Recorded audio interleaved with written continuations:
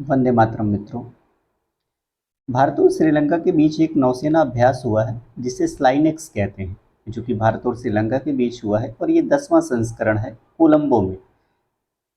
ये हमेशा नौसैनिक अभ्यास है। अब तक ये 9 बार हो चुका है और इस बार ये 10वीं बार था।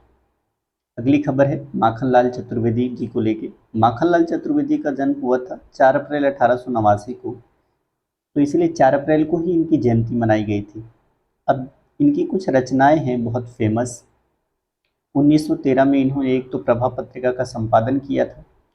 इसके अलावा इनकी गद्य में रचनाएं हैं कृष्णार्जुन युद्ध, साहित्य के देवता, समय के पांव। इसके अलावा इन्होंने रचनावली नाम का इनका एक काव्य संग्रह है जिसमें है हिम किरीटनी, हिम तरंगिनी, युगचरण, समर्पण, मरण ज्वार, माता, वेणु लो गूंजे धारा, बिजुरी काजल आज रही। इसके अलावा साहित्य अकादमी का जो गठन हुआ था 1953 में हुआ था और पहला पुरस्कार 1955 में माखनलाल चतुर्वेदी को दिया गया था।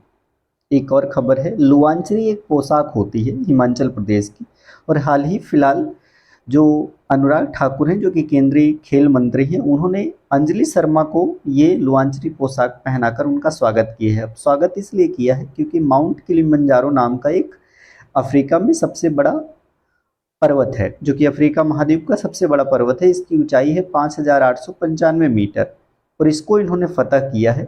इसीलिए उनको ये लुआंचरी पोशाक पहना के उनको सम्मानित किया है और इसीलिए चर्चा पे आई है। अगली खबर है Greenland no return melting point. ये वर्ष 2019 में अभी हाल ही फिलहाल एक रिसर्च हुआ है जिसमें पता चला है कि ग्रीनलैंड में आधा ट्रिलियन बर्फ जो है वो अंटार्कटिका में प्रतिवर्ष लगभग 150 बिलियन टन की औसत दर से पिघल रही है। अब जो ग्रीनलैंड है वो दुनिया का पहला टिपिंग पॉइंट है। टिपिंग पॉइंट क्या होता है? तो टिपिंग पॉइंट वो पॉइंट्स होते हैं जहाँ पर ये जो बर्फ पिघलने की सबसे ज़्यादा मतलब संभावना व्यक्त की जाती है। दुनिया भर में ऐसे कुल 11 जलवायु टिपिंग पॉइंट हैं। ऐसा माना जाता है कि 1.5 डिग्री सेंटीग्रेड भी टेम्परेचर यहाँ बढ़ा तो बहुत ज़्यादा बर्फ पिघल जाएगी। और ये जो है, अब इसमें एक और शब्द होता है कि नो रिटर्न पॉइंट क्या होता है? तो जहाँ से वापस मुड़ना या उसमें सुधार करना लगभग असंभव, उसे कहा जाता है नो रिटर्न पॉइंट। इनका कहना है कि अगर वातावरण में लगभग 1000 गीगाटन कार्बन का उत्सर्जन और हो जाए तो ये ग्रीनलैंड का जो क्षेत्र है वो बर्फ को पूरी तरह से चादर को पिघला देगा। ये जो 2500 गीगाटन कार्बन है वह बर्फ की चादर को स्थायी रूप से मिटा देगी। 1000 से पिघला देगा और अगर 2500 गीगाटन कार्बन का उत्सर्जन हो जाए तो पूरी तरह से पिघला देगी। एक समझौता हुआ था, पेरिस समझौता, वर्ष 2015 में। इसका मतलब ही था कि वैश्विक ग्रीन हाउस गैसों के उत्सर्जन को कम कर दिया जाए। और इससे पहले इस अध्ययन में ये भी बता दिया गया है कि जो ग्रीनलैंड की बर्फ की चादर है वो पहले ही सुधार की बिंदु यानी नो रिटर्न पॉइंट को पार कर चुकी है। यानी अगर पेरिस समझौते के लक्ष्यों को प्राप्त कर भी लिया जाए तो भी इसमें कोई फर्क नहीं पड़ता, वो पिघल ही रही लगातार। जलवायु परिवर्तन के कारण आइस सीट पर पहुंच गई है, नो रिटर्न पॉइंटिंग के करीब है।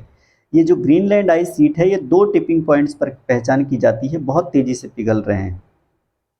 टिपिंग पॉइंट वह बिंदु या स्थान होता है जिस पर छोटे बदलाव या घटना के कारण भी अधिक महत्वपूर्ण परिवर्तन हो सकता है। अब ये जो ग्रीनलैंड है वो है कहाँ पर? तो ये उत्तरी अमेरिका में है और डेनमार्क की राजशाही के अधीन एक स्वायत्त घटक देश है। ग्रीनलैंड आर्कटिक और अटलांटिक महासागर के बीच कनाडा आर्कटिक द्वीप समूह के पूर्व में स्थित है। उसी ग्रीनलैंड की बात है। तो दुनिया में बर्फ के 2 ही बड़े आइलैंड हैं, एक तो ग्रीनलैंड है और दूसरा अंटार्कटिका है, और उनमें से ये जो न्यूज़ थी वो ग्रीनलैंड से संबंधित थी। अब ये जो ग्रीन हाउस गैसेस हैं ये क्या है? तो ग्रीन हाउस गैसेस वो गैसेस होती हैं जो पृथ्वी के वातावरण में टेम्परेचर को इतना बढ़ा देती हैं कि जिसकी वजह से ग्लोबल वार्मिंग बढ़ जाती है। ये आप कह सकते हैं कि उससे तापमान बढ़ जाता है धरती का और बर्फ़ पिघलने लगती है, और बर्फ़ के पिघलने से समुद्र का जल स्तर बढ़ जाता है। यही सबसे बड़ा खतरा है। अगली खबर है राष्ट्रीय समुद्री दिवस। ये 5 अप्रैल को मनाया जाता है। प्रत्येक वर्ष 5 अप्रैल को भारत में राष्ट्रीय समुद्री दिवस मनाया जाता है। इस दिवस का उद्देश्य भारतीय समुद्री क्षेत्र को परिरक्षण एवं संरक्षण की अनिवार्यता को चिन्हित करना है। किसी देश के समग्र विकास और व्यापार को बढ़ाने के लिए सुरक्षित समुद्री क्षेत्र और मार्ग अत्यंत महत्वपूर्ण है। यह दिवस वर्ष 1964 से मनाया जाता है। भारत के समुद्री इतिहास में 5 अप्रैल का महत्व है।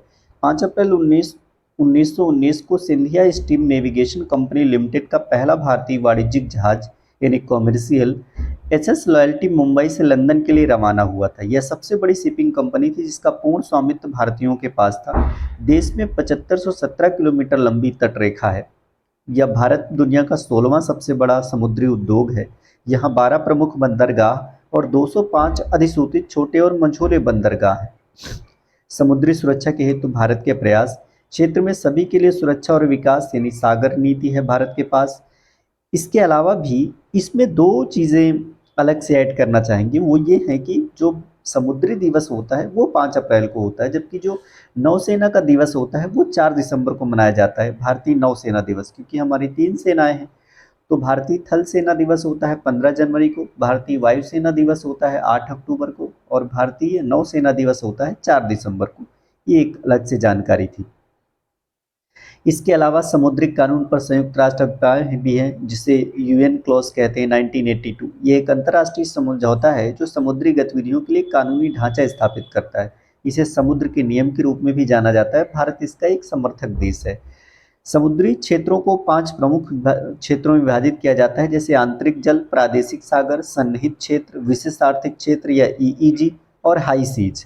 यह तटीय देशों और महासागरों को नेविगेट करने वालों द्वारा तब तटीय शासन के लिए मजबूती प्रदान करता है। यह न केवल तटीय देशों के अपतटीय क्षेत्रों का जोन है, बल्कि 5 संकेंद्रित क्षेत्रों में देशों और अधिकारियों की जिम्मेदारियों के लिए विशिष्ट मार्गदर्शन भी प्रदान करता है।